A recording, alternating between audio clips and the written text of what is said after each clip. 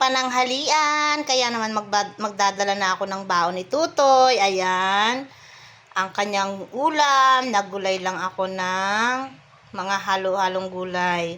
Tapos mayroon siyang kaunting kanin. Ang unti lang nito, oh. Ilang kutsara lang yan. Ayan. So, shout out sa mga nanay ng mga napasok sa Mina de Oro.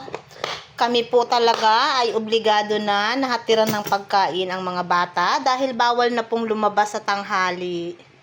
At ayan na rin ang kanyang malamig na tubig. Nga pala ang kanyang bag. So, mamaya, dahil marami doon ng mga binalot, ay di alam na niya kung alin ang sa kanya. Ayan. Nagtusok na ang ayan, nandyan na. Tapos ilalagay ko itong tubig. Kahit naman siya ay nakatagilid, is safe.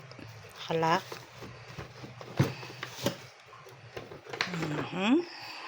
Ang baon ni Tutoy.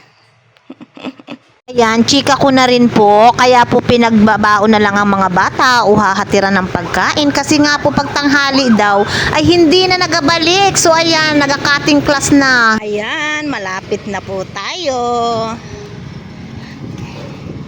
Ayun, oh, kita ninyo si Inay doon. Ayun, oh.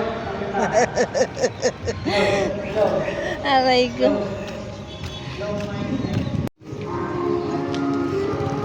Ayan.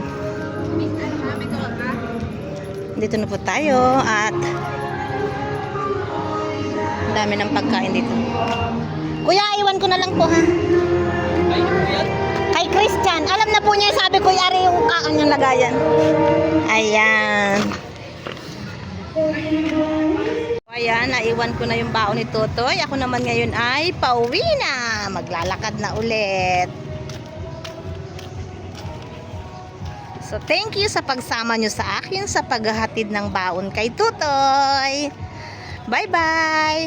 Until my next video again. Dini na po ako dumaan sa may palengke kasi nakakatakot doon sa highway at gulpin dami ng malalaking sasakyan. Kaya dini ako iikot sa may palengke.